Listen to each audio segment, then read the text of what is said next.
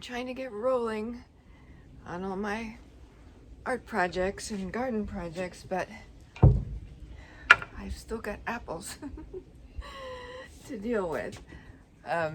This is the end, except for a couple apples still on the tree, of my Lode apples, the applesauce apples. They are so good. They cook down really fast, so I was able to put them in oatmeal, you know, cook them a little tiny bit and then add oatmeal, and they're just delicious. A little cinnamon, tiny bit of sweetener. So I decided I better establish a relationship with the food bank.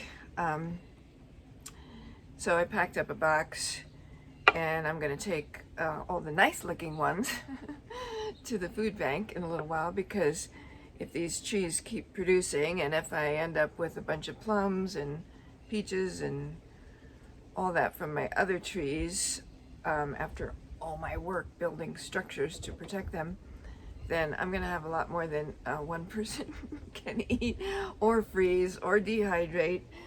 So I'm gonna try just dehydrating little chunks of these.